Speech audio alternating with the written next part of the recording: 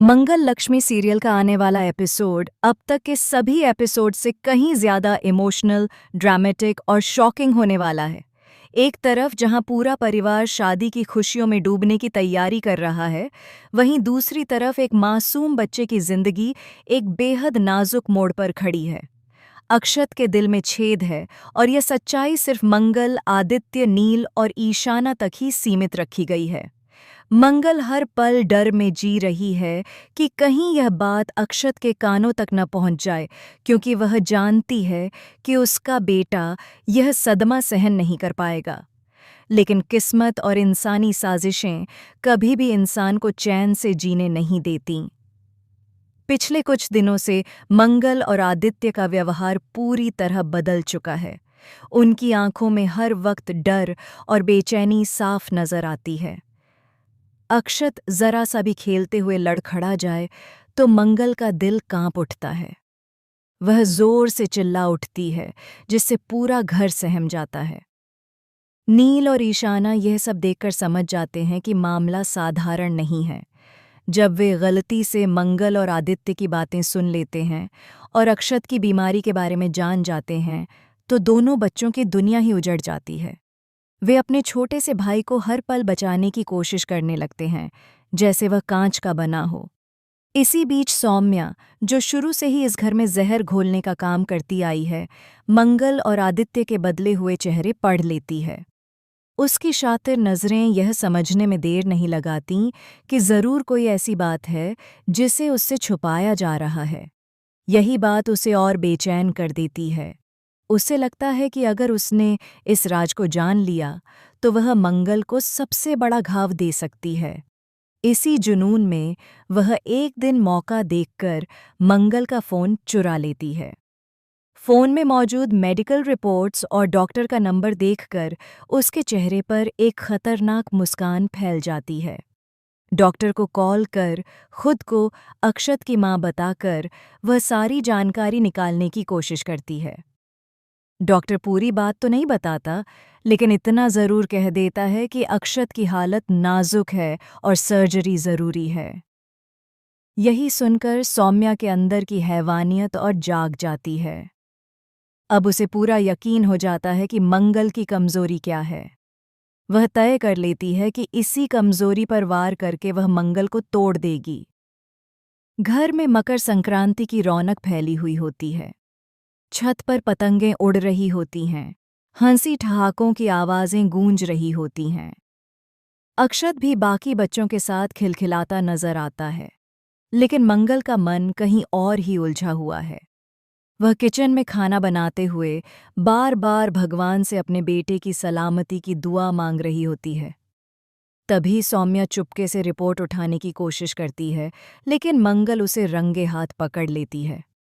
उस पल मंगल का गुस्सा फूट पड़ता है। वह सौम्या को साफ शब्दों में चेतावनी देती है कि अगर उसे इस घर में रहना है तो अपनी हद में रहना होगा। हालांकि बाहर से सौम्या चुप हो जाती है, लेकिन अंदर ही अंदर वह और ज्यादा जहरीली हो चुकी होती है। उसे अब पूरा यकीन हो जाता है कि अक्षत की बीमारी ही मंगल की सबसे बड़ी कमजोरी है।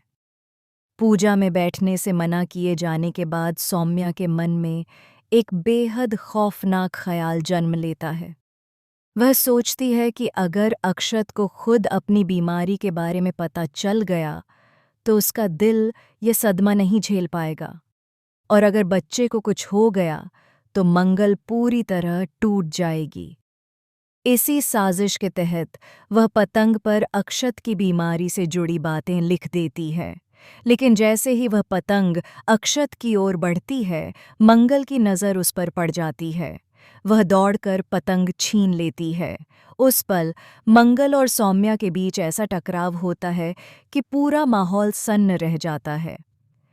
मंगल पहली बार सौम्या को साफ शब्दों में चेतावनी देती है कि अगर उसने उसके बेटे की तरफ आंख उठाकर भी देखा तो वह उसे बर्दाश्त नहीं करेगी।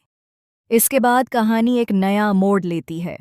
आदित्य मंगल को दोबारा शादी का प्रस्ताव देता है। मंगल का दिल डगमगाने लगता है।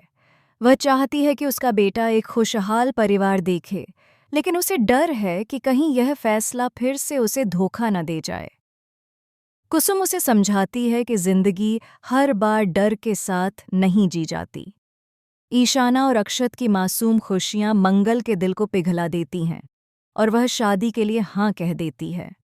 लेकिन किस्मत को कुछ और ही मंजूर होता है। मंदिर जाते वक्त मंगल बेसुध होकर सड़क पर चलती है। बारिश, आंधी और अंधेरे के बीच उसकी हालत खराब हो जाती है। तभी एक गाड़ी तेज रफ्तार से उसकी ओर बढ़ती है, लेकिन ऐन वक्त पर आदित्य आकर उसे बचा लेता है। वह मंगल को यकीन दिलाता है कि इस बार वह उसका साथ कभी नहीं छोड़ेगा। इसी भरोसे के साथ मंगल शादी के लिए तैयार हो जाती है।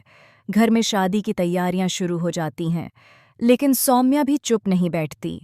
वह अंदर ही अंदर एक और खतरनाक चाल चलने की तैयारी करती है। वह सोचती है कि अगर अक्षत की तबीयत अचानक बिगड़ जाए तो यह शादी कभी नहीं हो पाएगी। इसी सोच के साथ वह अक्षत के आसपास मंडराने लगती है। कभी उसे डराने की कोशिश करती है, कभी उसकी दवाओं के बारे में गलत बातें कहती है। और तभी आता है सबसे बड़ा शॉकिंग ट्विस्ट।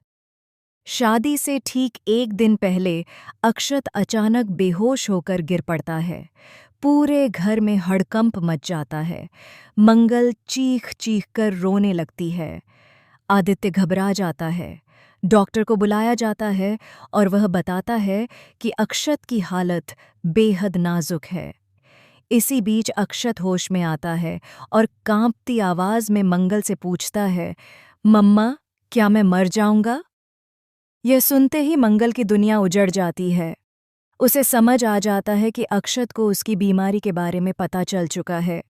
सबकी नज़रें सौम्या पर टिक जाती हैं, लेकिन वह खुद को बेगुनाह साबित करने की एक्टिंग करने लगती है। अब सवाल ये है कि क्या मंगल अपने बेटे को बचा पाएगी?